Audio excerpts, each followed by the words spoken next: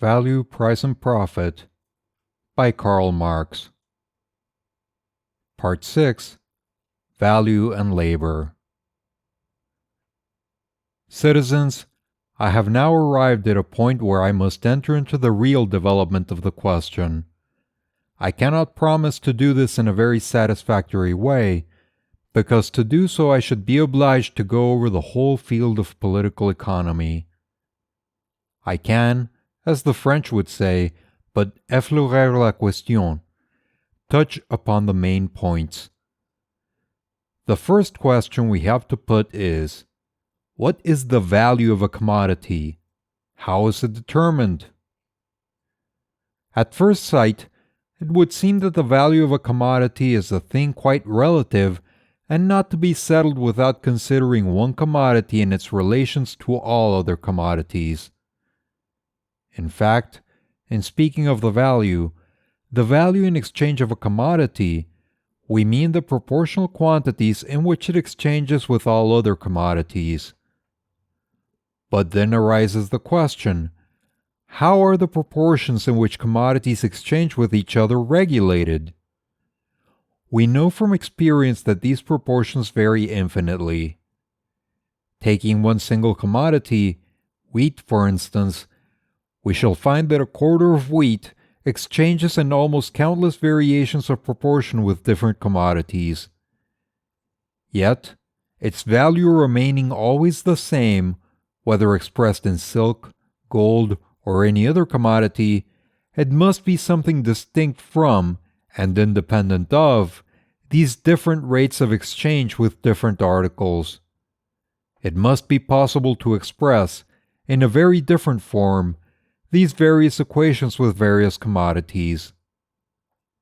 Besides, if I say a quarter of wheat exchanges with iron in a certain proportion, or the value of a quarter of wheat is expressed in a certain amount of iron, I say that the value of wheat and its equivalent in iron are equal to some third thing, which is neither wheat nor iron, because I suppose them to express the same magnitude in two different shapes.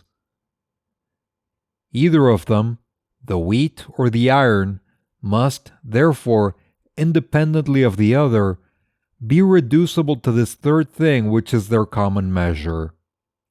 To elucidate this point, I shall recur to a very simple geometrical illustration. In comparing the areas of triangles of all possible forms and magnitudes, or comparing triangles with rectangles, or any other rectilinear figure, how do we proceed? We reduce the area of any triangle whatever to an expression quite different from its visible form. Having found from the nature of the triangle that its area is equal to half the product of its base by its height, we can then compare the different values of all sorts of triangles and of all rectilinear figures whatever, because all of them may be resolved into a certain number of triangles. The same mode of procedure must obtain with the values of commodities. We must be able to reduce all of them to an expression common to all, and distinguishing them only by the proportions in which they contain that identical measure. As the exchangeable values of commodities are only social functions of those things, and have nothing at all to do with the natural qualities, we must first ask, what is the common social substance of all commodities? It is labor. To produce a commodity, a certain amount of labor must be bestowed upon it, or worked up in it. And I say not only labor, but social labor. A man who produces an article for his own immediate use, to consume it himself, creates a product, but not a commodity. As a self-sustaining producer, he has nothing to do with society. But to produce a commodity, a man must not only produce an article satisfying some social want, but his labor itself must form part and parcel of the total sum of labor expended by society. It must be subordinate to the division of labor within society. It is nothing without the other divisions of labor, and on its part is required to integrate them. If we consider commodities as values, we consider them exclusively under the single aspect of realized, fixed, or if you like, crystallized social labor. In this respect, they can differ only by representing greater or smaller quantities of labor, as, for example, a greater amount of labor may be worked up in a silken handkerchief than in a brick. But how does one measure quantities of labor? By the time the labor lasts, in measuring the labor by the hour, the day, etc. Of course, to apply this measure, all sorts of labor are reduced to average or simple labor as their unit. We arrive, therefore, at this conclusion. A commodity has a value because it is a crystallization of social labor. The greatness of its value, or its relative value, depends upon the greater or less amount of that social substance contained in it. That is to say, on the relative mass of labor necessary for its production. The relative values of commodities are, therefore, determined by the respective quantities or amounts of labor worked up, realized, fixed in them. The correlative quantities of commodities which can be produced in the same time of labor are equal.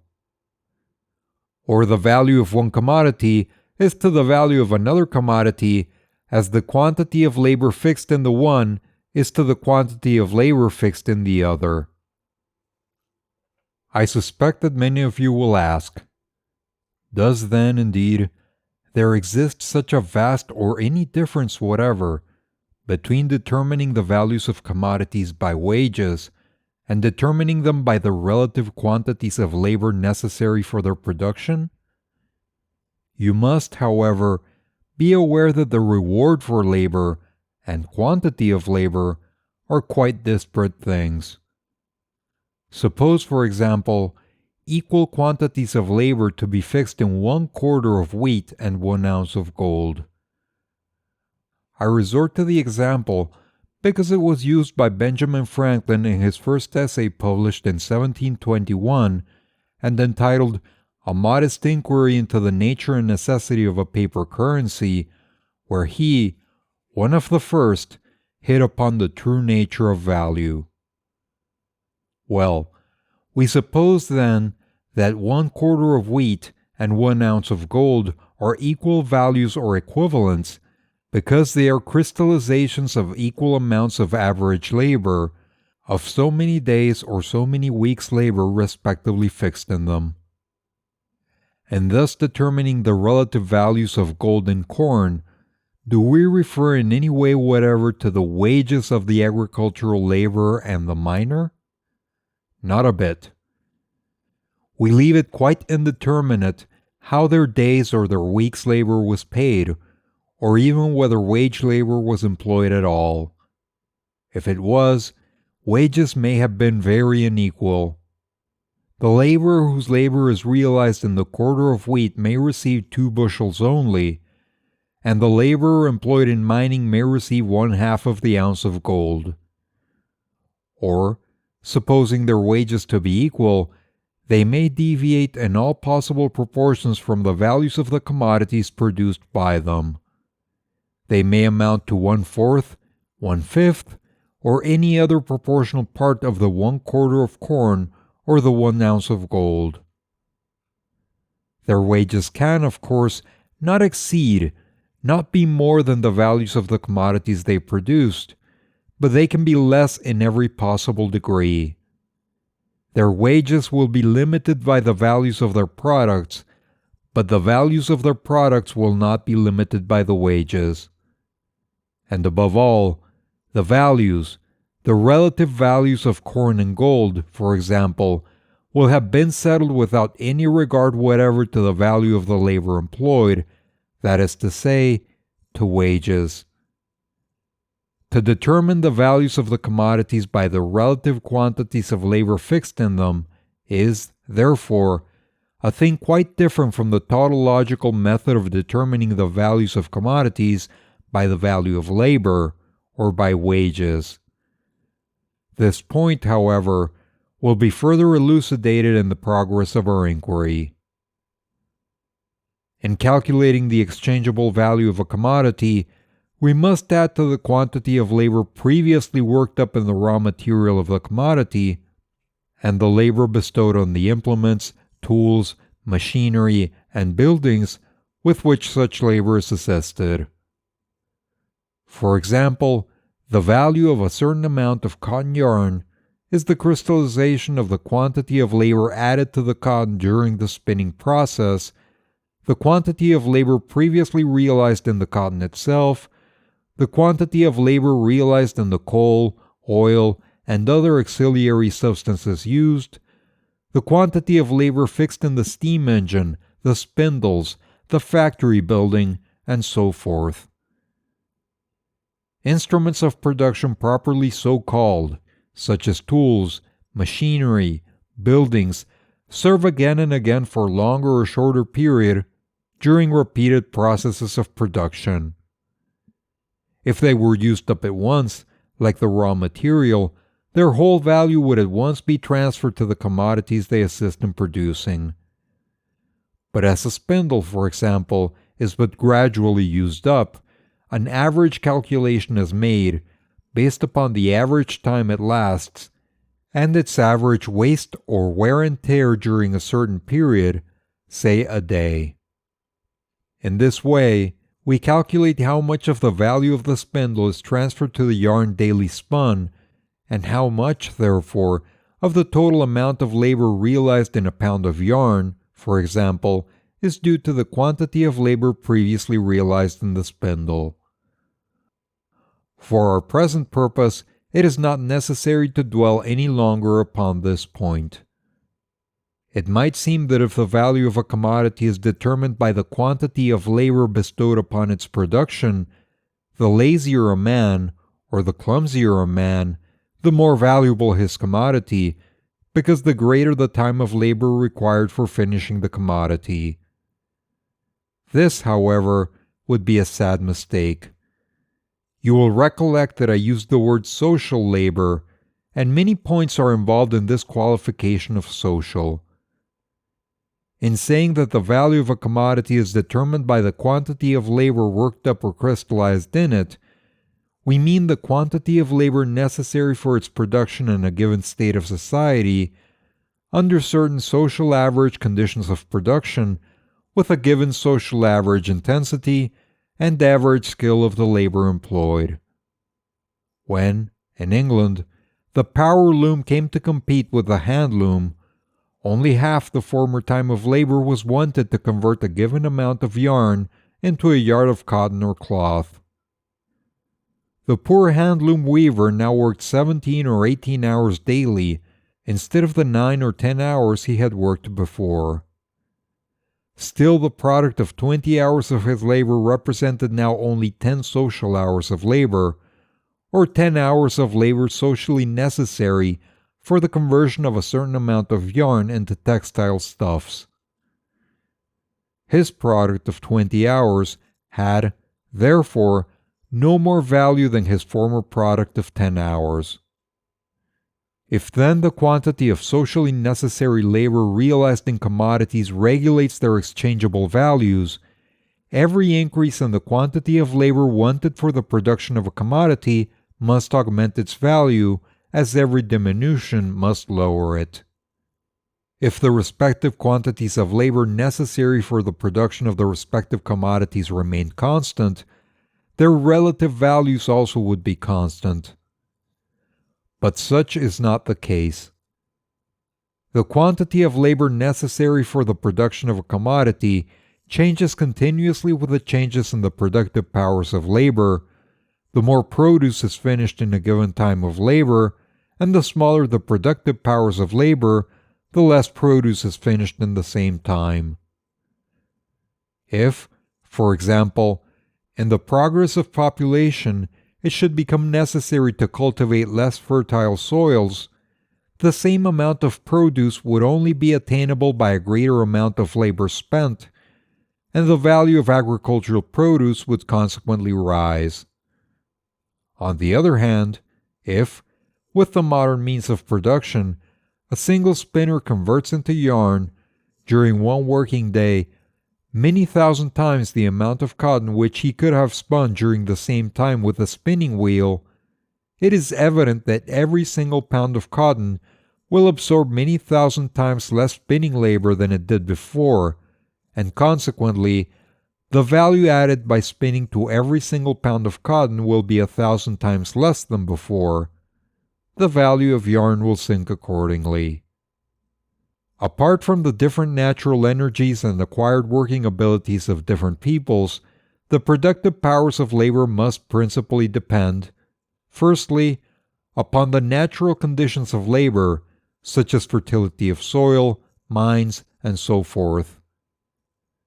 Secondly, upon the progressive improvement of the social powers of labor, such as are derived from production on a grand scale, concentration of capital and combination of labor, subdivision of labor, machinery, improved methods, appliance of chemical and other natural agencies, shortening of time and space by means of communication and transport, and every other contrivance by which science presses natural agencies into the service of labor, or by which the social or cooperative character of labor is developed.